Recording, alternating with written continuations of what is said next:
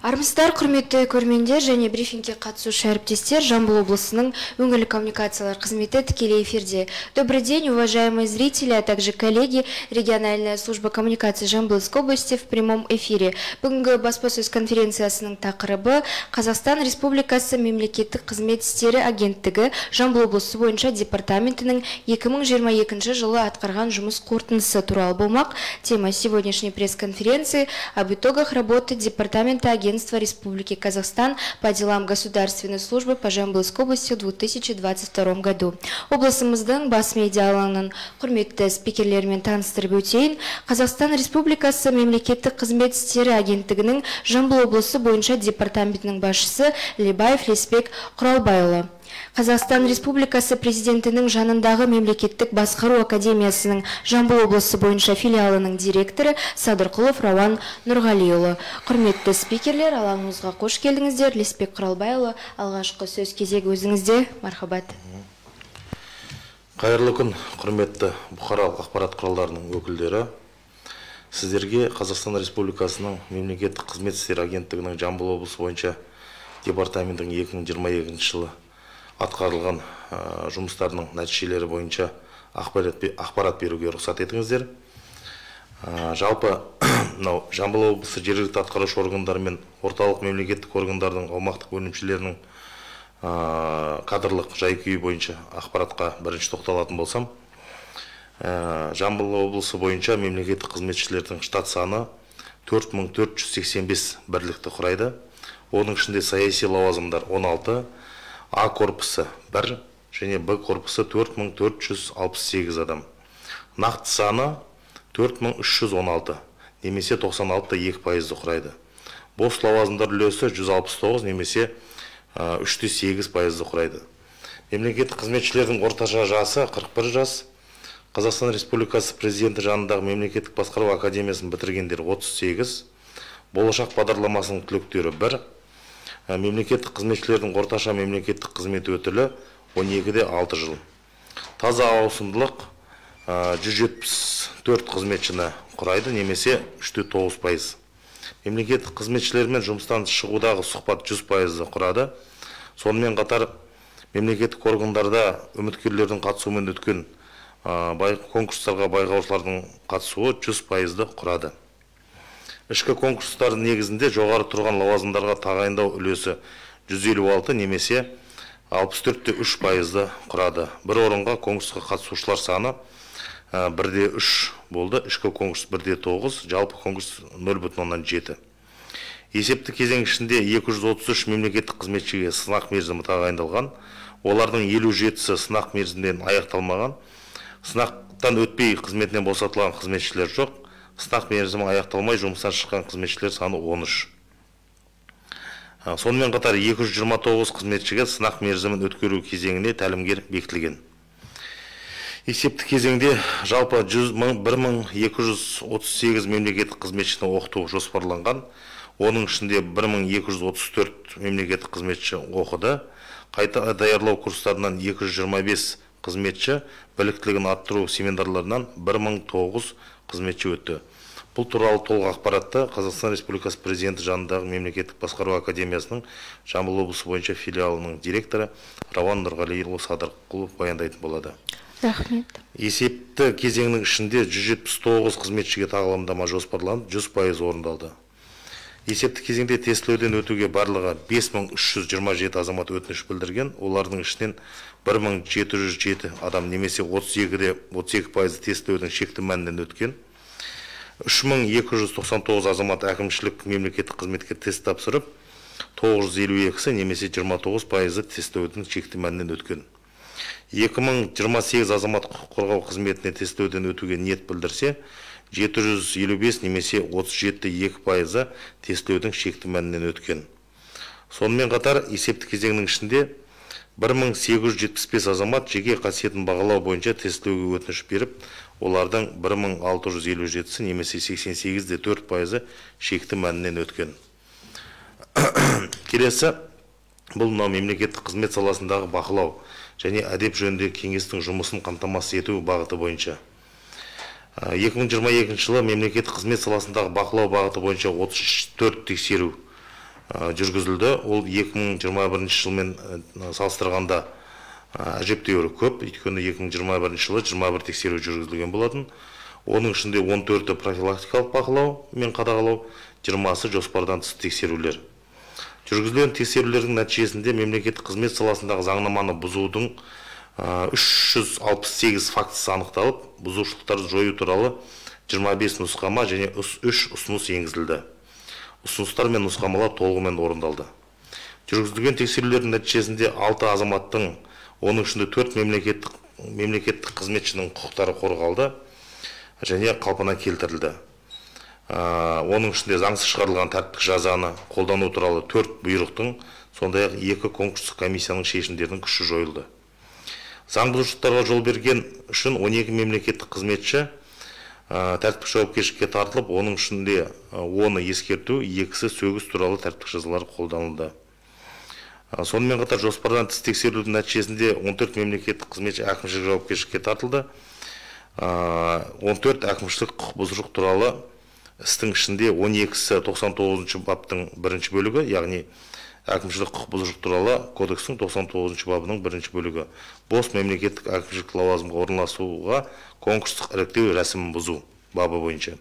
Және де біреуі 99 баптың 2-ші бөлігі бойынша адамдарды мемлекеттік әкімшілік лауазымнан құқыққа сыйымсыз босату. Және бір қызметші 468 баптың 3-ші бөлігі бойынша жауапқа тартылды. Ол мемлекеттік бақылау және қадағалау органдары берген нұсқамаларды, ұсынуларды орындамау немесе тиісінше орындамау бойынша. Аталған әкімшілік істер бойынша жалпы сомасы 321 615 мың теңгені құрайтын айыппұлдар мемлекеттік бюджетіне толықтай өндірілді. Әдеп жөніндегі кеңестің жұмыс нәтижесіне келетін болсақ, 2022 жылы әдеп жөніндегі кеңестің мәжілісі 12 рет өткізіліп, онда барлығы 76 мәселе қаралды. Оның ішінде 15-і тәртіптік іс, яғни жалпы қаралған істердің ішінде 20%-ын құрайды, және 61, яғни 80%-ы ол профилактикалық мәселелер. Кеңес отырысында қаралған мәселелер бойынша барлығы 165 ұсыным қалыптастырылып, оның 12-сі тәртіптік іс, қалғаны 153, яғни 92-де 7%-ы ол профилактикалық сұрақтардың қарау нәтижелері бойынша. Әдеп жөніндегі кеңестің ұсынымдары толықтай орындалды. Тәртіптік істерді қарау нәтижелері бойынша 12 лауазымды тұлғаға тәртіптік жазаға тартылды. Оның ішінде мемлекеттік қызметке кір келтіретін тәртіптік теріс қылықтар жасаған үшін 8 қызметшіге қызметіне толық сәйкес еместігі туралы ескерту, және әдеп нормаларын бұзған үшін 4 қызметшіге ескерту түріндегі тәртіптік жазалар қолданылды. 3 тәртіптік іс заңды негіздер бойынша тоқтатылды. Тәртіптік жауапкершілікке тартылған 12 тұлғаның барлығы жергілікті атқарушы органдардың қызметкерлері, біреуі Д категориясында, яғни санатындағы мемлекеттік қызметші, яғни басқарма басшысының орынбасары болып табылады. Ал қалған 11-і ол Е санатындағы қызметшілер. Әдеп жөніндегі кеңеспен 5 азаматтың, оның ішінде 3 мемлекеттік қызметшінің құқығы қалпына келтірілді. Есептік кезеңде әдеп жөніндегі кеңес мүшелерімен түрлі мәселелер бойынша 57 жеке қабылдаулар ұйымдастырылып, онда барлығы 163 азамат қабылданды. Мемлекеттік қызметшілерге тәртіптік жаза қолдану практикасына келетін болсақ, 2021 жылмен салыстырғанда тәртіптік жауапкершілікке тартылған мемлекеттік қызметшілердің саны айтарлықтай төмендеген. Атап айтқанда, 21 жылы барлығы 978 жаза қолданылса, 2022 жылы бұл көрсеткіш 26-да 9%-ға кеміп, 714 тәртіптік жазаны құрады. 2022 жыл тәртіптік жауапкершілікке тартылған қызметшілердің басым көпшілігін жергілікті атқарушы органдардың қызметкерлері құрайды. Яғни 454 қызметші, орталық мемлекеттік органдардың аумақтық бөлімшелерінің қызметкерлері 260. Сондай-ақ 2022 жылы әдеп нормаларын бұзған үшін жауапкершілікке тартылған қызметшілердің саны 2021 жылмен салыстырғанда өзгеріссіз қалған. Өз кезегінде мемлекеттік қызметке кір келтіретін тәртіптік теріс қылықтар жасаған үшін жауаптылыққа тартылған қызметшілердің саны 29-дан 19-ға дейін, яғни 34%-ға кеміген. Мерзімінен бұрын алынған жазаларының саны 337-ден 218-ге, яғни 35%-ға төмендеген. Демек, жыл өте мемлекеттік қызметшілер тарапынан жасалатын құқық бұзушылықтардың едәуір азайып келе жатқандығын атап өтуге болады. Қарамағындағы қызметшілердің сыбайлас жемқорлық жасаған үшін басшылардың тәртіптік жауапкершілігі мен отставкасына жүргізілген мониторинг нәтижелері бойынша ақпарат беретін болсам, мемлекеттік органдардың 21 басшы лауазымындағы қызметкерлері бағынысты қызметкерлердің сыбайлас жемқорлық қылмыс жасағаны үшін тәртіптік жауапкершілікке тартылды. Оның ішінде 14 құқық қорғау органдарының, 2-і жергілікті атқарушы органдардың, 4-і орталық мемлекеттік органдардың аумақтық бөлімшелерінің және 1 қызметші бұл мемлекеттік квазимемлекеттік ұйымның басшысы. Қолданылған тәртіптік жазалардың түрлері бойынша атқаратын лауазымнан босату 2, қызметшіге қолданылған, қызметіне толық сәйкес еместігі туралы ескерту 8, қатаң сөгіс 8 және сөгіс 3. Келесі сала бұл мемлекеттік көрсетілетін қызметтер саласына келетін болсақ, Жамбыл облысында мемлекеттік қызметтердің 369 түрі көрсетіледі. Есептік кезеңде 12.282.568 қызмет көрсетілсе, оның 97% электронды түрде ұсынылған. Өткен жылмен салыстырғанда электронды түрде көрсетілген қызметтердің саны 2%-ға артқан.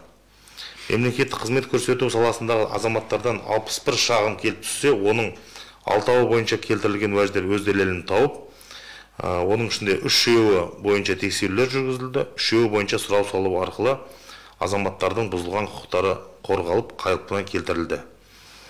26 арыз шағым бойынша құзыреттілікке сәйкес қарау үшін өзге мемлекеттік органдарға жолданды. 17-сі бойынша тоқтату туралы шешім қабылданды, 12-сі бойынша түсіндірме берілді. Мемлекеттік қызметтерді көрсету саласында департаментпен барлығы 22 тексеру жүргізіліп, оның ішінде профилактикалық бақылау арқылы 16, жоспардан тыс 6 тексеру жүргізілді. Тексерулердің барысында 1436 заң бұзушылық анықталып, қорытындысы бойынша 64 ұсыныс енгізілді, және ол толығымен орындалды.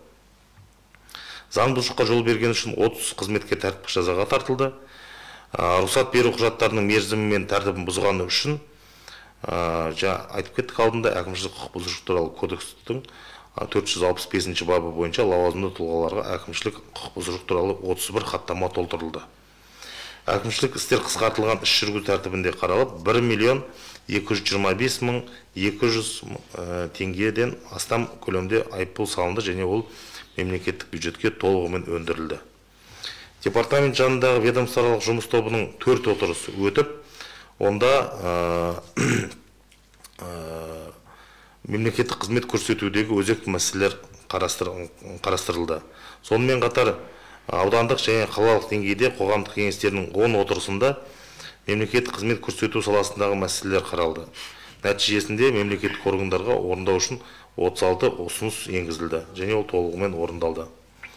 Сонымен қатар құрметті бұқаралық ақпарат құралдарының өкілдері, өздеріңіз білесіздер, Қазақстан Республикасы президентінің 2022 жылғы 13 сәуірдегі 878 жарлығына сәйкес агенттікке мемлекеттік органдарды бюрократиядан арылту бойынша функциялар берілген болатын.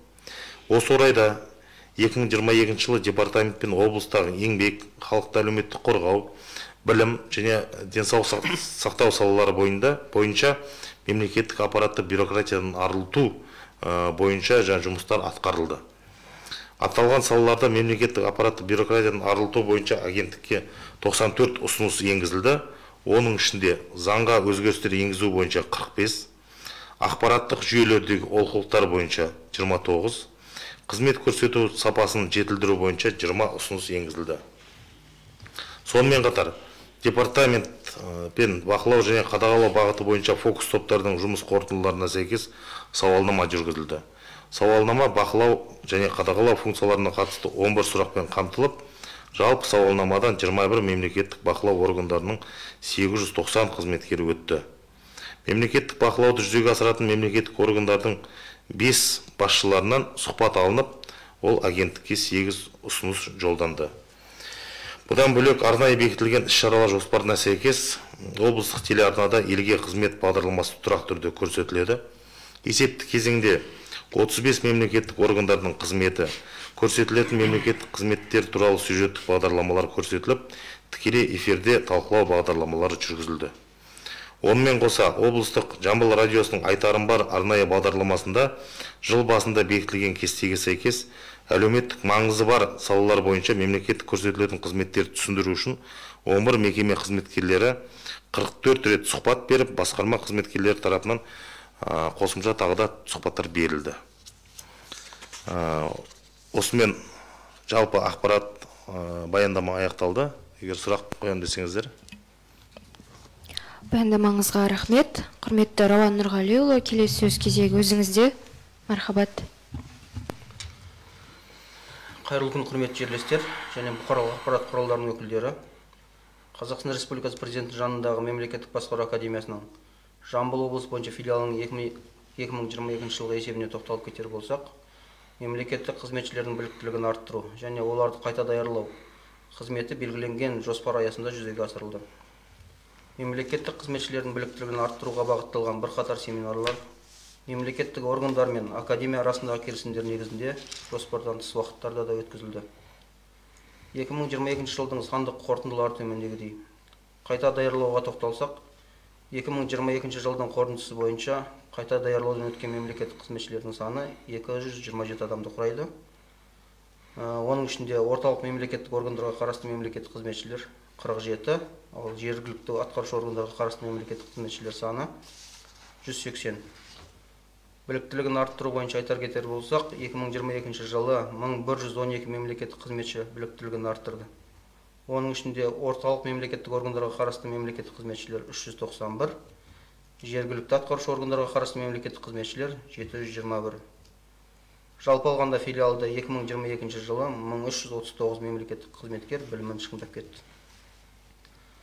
Сонымен қатар 2022 жылғы 20 қарашада өткізілген Қазақстан Республикасы Президентінің кезектен тыс сайлауы қарсаңында облыстағы сайлау учаскелерінің төрағалары мен мүшелеріне арналып, Қазақстан Республикасы Президентінің кезектен тыс сайлауын ұйымдастыру және өткізу кезіндегі сайлау процесінің құқықтық негіздері және сайлау комиссияларының жұмысын ұйымдастыру тақырыбында 8 сағаттық біліктілігін арттыру семинарлары ұйымдастырылып, оған облыстағы учаскелік сайлау комиссияларының мүшелерінен 1289 адам қатысты.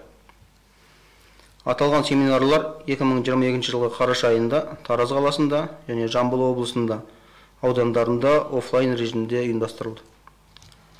Жергілікті өзін-өзі басқару туралы Қазақстан Республикасының заңнамасына енгізілген өзгерістер мен толықтыруларға байланысты Жамбыл облыстық, Тараз қалалық және аудандық мәслихаттардың депутаттарына арналған арнайы курстар ұйымдастырылды.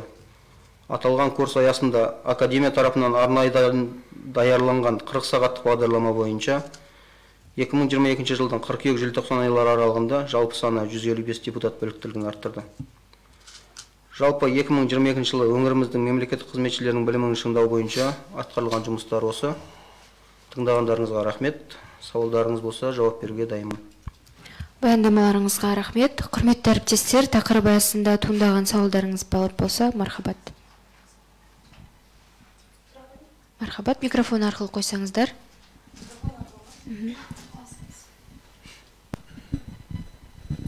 Мен Жамбыл телеарнасынан журналист Ардақпын. Жалпы Леспек Құралбайына сұрақ қойсам деймін. Мемлекеттік қызметкерге басты қойылатын талап қандай? Ол тұрғындармен байланысуда қандай талап қойылады жалпы? Қарапайым халықпен байланысуда қандай талап қойылады? Бұл бірінші сұрағым. Екінші сұрағым, мемлекеттік қызметкерлер қандай іске байланысты тәртіптік жазаға тартылды? Соны ашып айтсаңыз, мәселен, мынандай жағдайға байланысты деген секілді. Ал олардың былтырғы жылмен салыстырғанда саны қанша?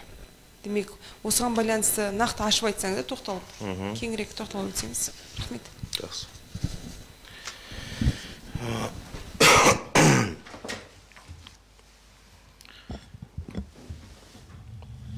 Жалпы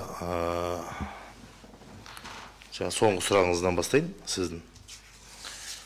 Мемлекеттік қызметшілердің 2022 жылы тәртіптік жауапкершілікке тартылған қызметшілердің саны айтарлықтай төмендеген. Ол 2021 жылмен салыстырғанда 26-да 9%-ға кеміген.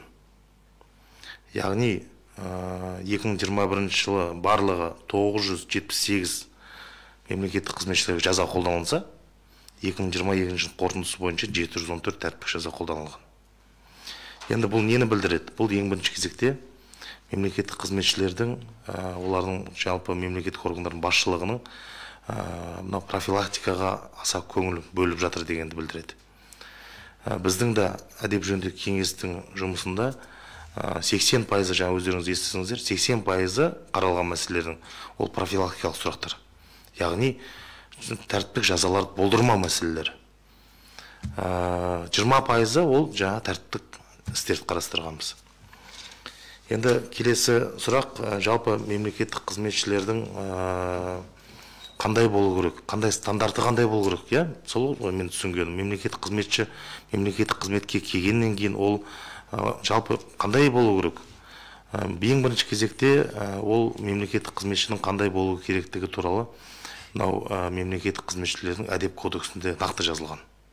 Мемлекеттік қызметші мемлекеттік қызметке түсер алдында ол жаңағы емтихан тапсырады, тест, ары қарай жаңағы собеседование дейміз ғой, сұхбаттасудан өтеді. Жалпы мемлекеттік қызметке кіргеннен кейін ол белгілі бір шектеулерді қабылдайды. Енді әдеп кодексын алатын болсақ, ең бірінші кезекте ол былтырғы жылы президентімізбен әдеп кодексі жаңа редакцияда қабылданған болатын. Жаңа редакцияда қабылданған әдеп кодексінің ішінде жаңашылдық ретінде онда қағидаттар енгізілген. 6 қағидат. Ол қандай қағидаттар? Ең бірінші кезекте ашықтық. Мемлекеттік қызметші ашық болу керек. Халықпен сұхбат барысында, жалпы өзінің қызметінде ол ашықтықты көрсету керек. Ештеңені жасырмау керек. Сіз журналистер мысалы сұрақ қойып отыр ма, сұрағына нақты жауап беру керек өзінің жаңағы функционалдық міндеттерінің негізінде. Екінші, адалдық. Өзінің қызметінде адал болу керек. Адал ниеттілік дейді. Одан кейін мынау сыпайылық. Сыпайылық та ол принцип ретінде, яғни қағидат ретінде енгізілген. Одан кейін әділдік. Мемлекеттік қызметші ол әділ болу керек. Шешім қабылдаған кезде де жалпы өзінің жұмысында. Сонымен қатар мемлекеттік қызметкерге қойылатын талап, және де ол енгізілген бір өзгерістің бірі, оны енді қуана біз қарсы алып жатырмыз, ол мынау клиентке бағдарлану қағидаты.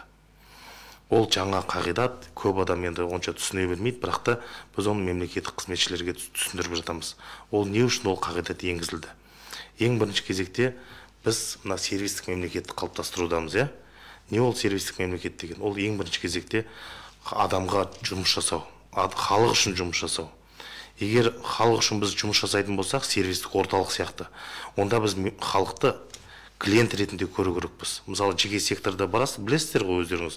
Кез келген жаңағы медицина орталықтарына барсаңыздар да, басқа жерге барсаңыздар да, сізді клиент ретінде қабылдап, сізге бүкіл жағдайыңыз жасайды.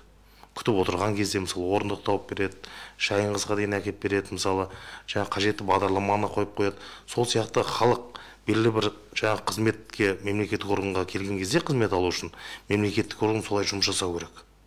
Халықты клиент ретінде қабылдап, оған бүкіл жағдайын шешіп беру керек. Сол үшін де бізде мынау сервистік әкімдіктер ашылып жатыр. Білесіздер ғой, әртүрлі мысалы сала мамандары бір жерде отырады, ақпараттық бір-бірімен байланыс бар. Және де сол жердегі бір мәселемен келсе, оны жұмсап бұрынғыдай мысалы бір ана справканы алып келді, мына справканы алып келді деп жұмсамай, оған нақты сол жерде бір жерден мәселесін шешіп беруге мүмкіндігі бар. Тағы да қандай сұрақ еді? Өткен жылы тәртіптік жазаға байланысты, өткен жылы мемлекеттік қызметкердің тәртіпке жазылған тәртіпке мемлекеттік қызметкерді нақты мынау тәртіпке жазылған ең дөрекі, ең көзге оғаш көрген тәртіптік жаза деп енді тәртіптік жазалардың ішінде әрине жаңағы себеп салдарын сіз сұрап жатсыз ғой, не үшін тәртіптік жазаға тартылып жатыр деп. Ең бірінші кезекте бұл заңнаманы бұзу. Мәселен, бізде тәртіптік жазалардың ішінде ең көп тартылғандары мынау мемлекеттік сатып алу заңнамасын бұзғандар. Яғни бір көзден алу. Мемлекеттік сатып алудың бір көзден алу мәселесі. Яғни біреуге артықшылық береді. Ол бойынша жазаның түрі ретінде енді артықшылық беру, мынау мемлекеттік қызмет туралы заңның 50-ші бабында көзделген, бұл өте ауыр жаза деп есептеуге болады. Өйткені ол жерде жазаның екі-ақ түрі бар. Қызметіне толық сәйкес еместігі туралы ескерту, не болмаса атқаратын лауазымынан босату. Осындай жазаларға тартылып жатты. Сонымен қатар енді тағы да мынау дөрекілік таныту мәселесі бойынша өздеріңіз білесіздер, болдыңыздар, сол әдеп жөніндегі кеңестің отырысында әдеп нормаларын бұзған үшін. Ол туралы жаңа мен айттым, басқарма басшысының жаңа бір орынбасары жазаланды. Енді облыстық деңгейде қарамағындағы қызметкерге дөрекі сөйлеген үшін. Енді нақтырақ бұл мынау еңбек және халықты әлеуметтік қорғау басқармасында басқарма басшысының орынбасары қарамағындағы қызметкерге, яғни қабылдау бөлмесінде отырған қызметкерге өзінің жаңағы функционалдық міндеттерінде жоқ жұмыстарды жаңағы жұмсап, сол жұмыстар бойынша, яғни артық жаңағы жұмыс талап қойған. Өзінің функциясына кірмейтін жаңағы жұмыстарға жұмсаған, былайша айтқанда. Әріптестер, қосымша сауалдарыңыз бар ма? Қосымша сауалдарыңыз болмаса, біз баспасөз конференциясын тамамдаймыз. Құрметті спикерлер, алаңымызға келіп, тақырып аясында толық ақпарат бергендеріңіз үшін сіздерге алғысымызды білдіреміз. Құрметті көрермен, қосымша туындаған сауалдарыңыз болса, Жамбыл облысы өңірлік коммуникациялар қызметінің әлеуметтік желідегі ресми парақшаларына немесе WhatsApp желісіне жолдасаңыздар болады. Аман сау болыңыздар.